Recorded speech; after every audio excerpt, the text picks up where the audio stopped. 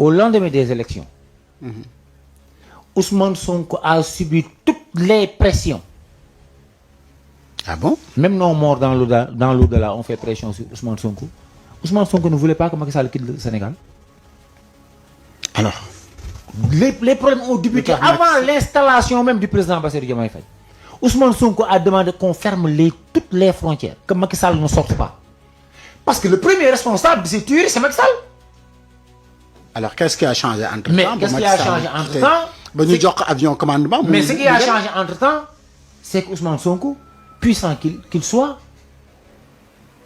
n'était pas le président de la République. C'est le président de la République. Mais à cette époque, quand même. Non, je vous dis. À cette époque, quand même. Non. Il avait le contrôle, quand même. Il avait le contrôle des masses populaires. Il avait le contrôle d'une partie du pouvoir, mais il n'était pas le président de la République.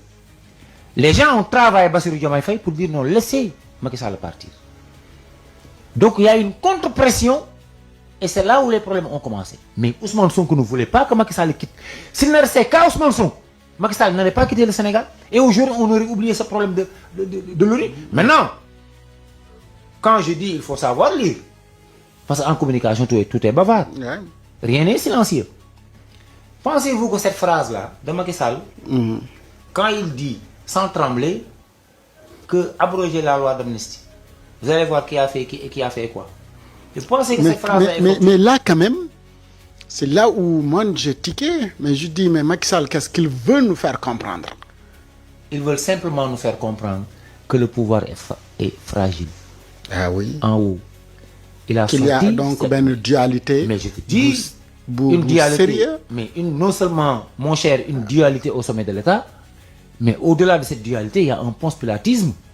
D'un côté, le président de la République fait un grand lavage pour débarrasser de leur poste des responsabilités les partisans de Pastef.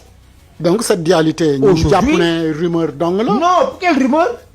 Il est en train de poser des actes bavards qui montrent qu'aujourd'hui, à défaut de pouvoir déconstruire le Pastef, ces hommes-là, proches de Ousmane Sonko et qui sont à des positions de pouvoir, c'est le grand lavage, ils s'en débarrassent.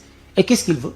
Il limoge les partisans de Ousmane Sonko qui sont dans son parti ou bien dans sa mouvance apte pour mettre des hommes qui sont dans la coalition Diomaye Président.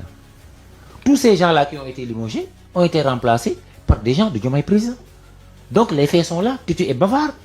Et maintenant, si Macky Sall a sorti ce bout de phrase, abroger la loi d'amnistie, c'est parce que simplement il sait qu'au sommet de l'État, le pouvoir est fragile. Est-ce que ce n'est pas pour justement dire que ni mom nakul lui le responsable de li xew yépp, mais bien au contraire, parce que mom lañu nek diko diaboliser rek. Parce qu'il sait, Macky Sall sait que ça ne va plus entre Ousmane Sonko et Bassirou Diomaye Faye.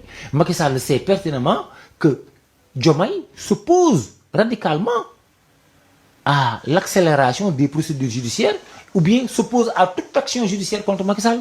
Vous savez, le pouvoir a ses réalités. Quand on est dehors et dedans... Diomaye, donc, protège Macky Sall. Oui, Macky Sall... Qu'est-ce que Diomaye dit? Diomaye dit, Rio Kenduko, Tabarchi Fayanto. Ousmane Sonko dit, justice, c'est ce qu'on avait promis au Sénégal. Donc, il y a deux idées qui s'opposent, deux pratiques qui s'opposent.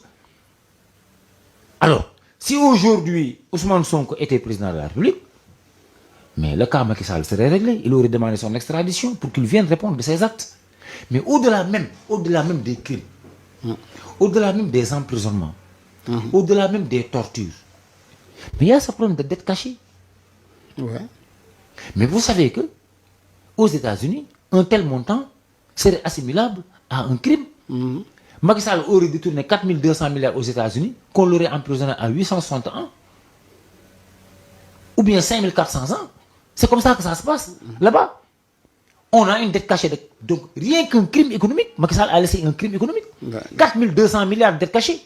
Et lorsque Ousmane Sonko en a parlé, les gens ont fait une levée de bouclier pour dire que oui, il fait de la politique.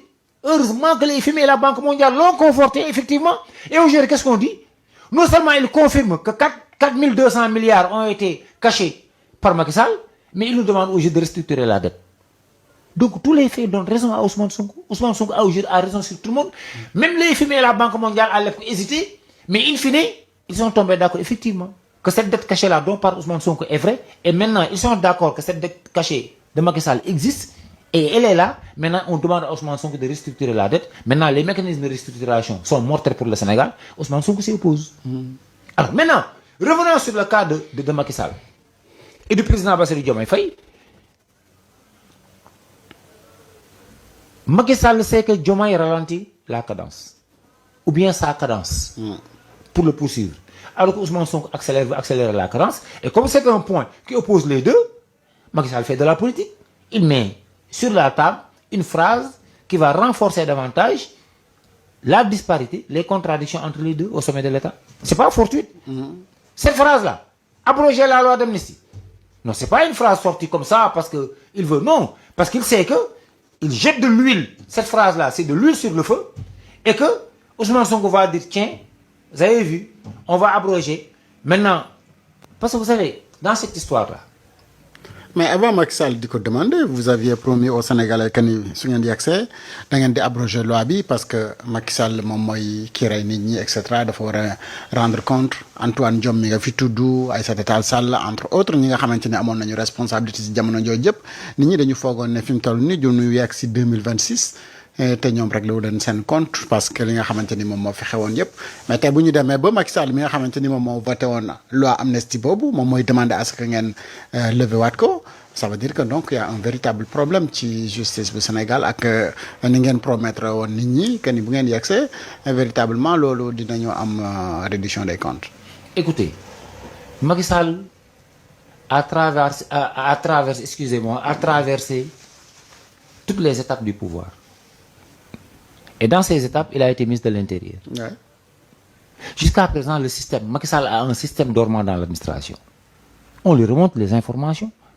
Et qu'aujourd'hui, c'est un secret polichinelle. Qu'entre Ousmane Sonko et le président Diomaye Faye, ça ne va plus. Le torchon brûle, pour ne pas dire que la case de Birama brûle. Ouais.